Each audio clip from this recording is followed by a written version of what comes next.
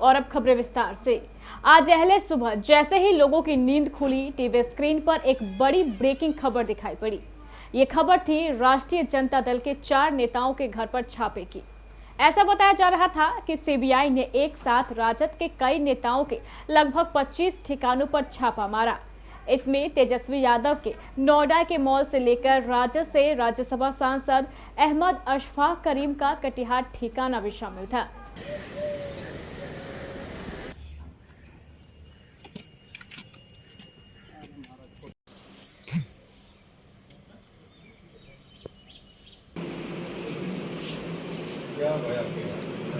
मिली जानकारी के अनुसार सीबीआई के लगभग 10 अधिकारियों की एक बड़ी टीम सीआरपीएफ के दर्जनों जवानों के साथ कल ही कटिहार पहुंच गई थी और रात को ही उसने कटिहार मेडिकल कॉलेज की घेराबंदी कर ली थी।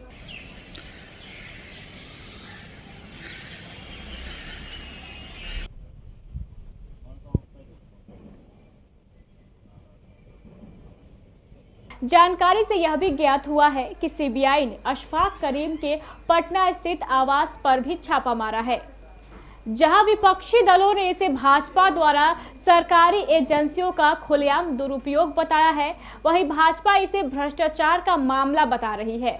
गौरतलब है कि ये छापेमारी आज से लगभग 15 वर्ष पूर्व 2004 से लेकर 2009 के बीच हुए नौकरी घोटाले को लेकर की गई है। उस समय राजद सुप्रीमो लालू यादव देश के रेल मंत्री थे। भाजपा के नेताओं का कहना है कि रेल मंत्री रहने के दौरान राजद द्वारा नौकरी में बड़ा भ्रष्टाचार किया गया था। भाजपा के केंद्र सरकार द्वारा की जा रही इस तरह की कार्रवाई को विपक्ष ने जहां लोकतंत्र की हत्या की संज्ञा दी है, वहीं जगह जगह विपक्षी दलों के कार्यकर्ताओं द्वारा सरकार के विरुद्ध धरना प्रदर्शन भी किया जा रहा है। इसी क्रम में आज कटिहार मेडिकल कॉलेज के सामने भी बड़ी संख्या में राजद कार्यकर्ता एकत्र हुए और केंद्र सरकार के विरुद्ध नारेबाजी करते रहे।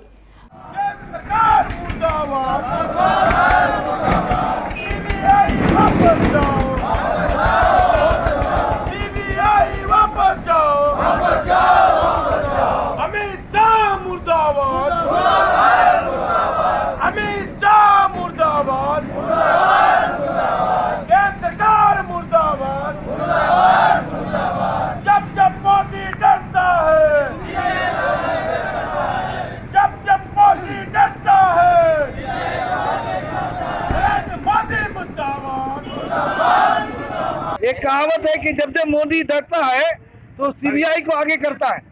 आज महागठबंधन का फ्लोर टेस्ट होना था और इससे घबराकर बीजेपी वालों ने अपने तोता को लगा दिया और बिहार के कई राजद के बड़े नेता के ठिकाने पर ये सीबीआई के द्वारा हेरसमेंट किया जा रहा है, परेशान किया जा रहा है।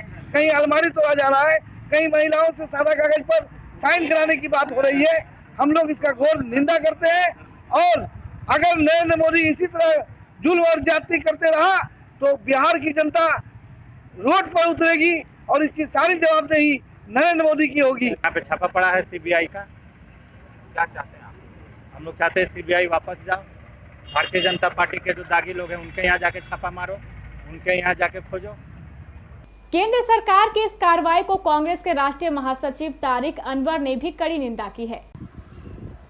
सेंट्रल एजेंसी के द्वारा, विशेष रूप से सीबीआई के द्वारा जो कटिहार में और बिहार के अलग अलग शहरों में जो विपक्ष के नेताओं के यहाँ छापेमारी हो रही है वो बहुत ही दुखद है। ये भारतीय जनता पार्टी की हताशा को जाहिर करता है। जब से भारतीय जनता पार्टी बिहार की सरकार से बाहर हुई है उनको इस बात की बहुत बेचैनी है और एक बदले की भावना से ये काम किया जा रहा है।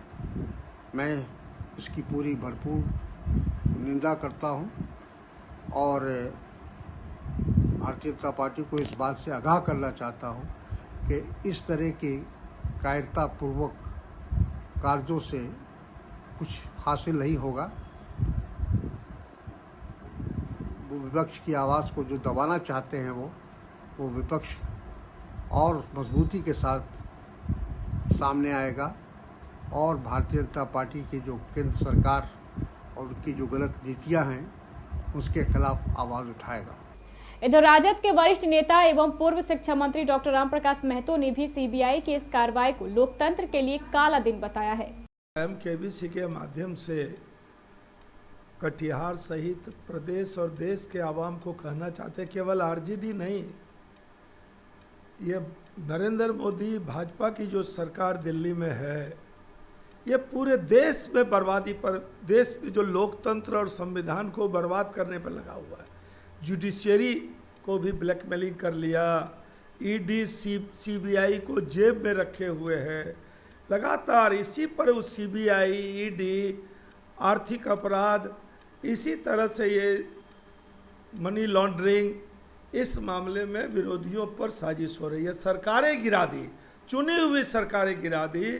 मध्य प्रदेश में सरकार गिर गई, शिंदे को मैनेज करके महाराष्ट्र में सरकार गिर गई, हेमंत बिस्व शर्मा को, उस पर वाटर घोटाला चल रहा था, उसको कांग्रेस से बीजेपी में लाया, एकदम वॉशिंग मशीन में साफ हो गया। मुकुल राय, ऐसे तमाम लोग, जो लोग भी कांग्रेस के कई बड़े नेताओं को इन्होंने, आरपीएन सिंह है, जतिन प्रसाद है, कई लोगों को सब ईडी सीबीआई का धमकी देके ममता बनर्जी को तंग किया।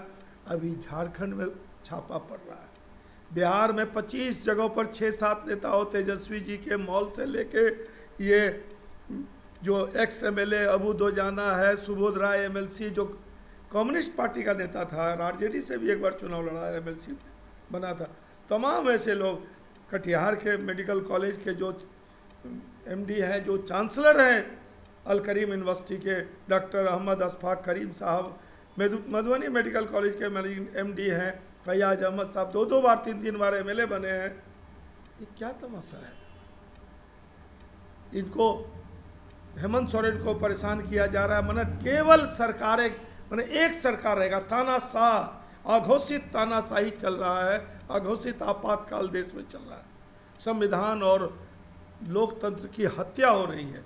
जुडिशियरी, हम आपको याद दिलाना चाहते हैं आपके माध्यम से, केबीसी के माध्यम से, कि कुछ दिन पहले 4 जज पब्लिक के सामने, पहली बार पब्लिक के सामने आके कहा कि देश का लोकतंत्र खतरे में है, जनता से गुहार लगाया।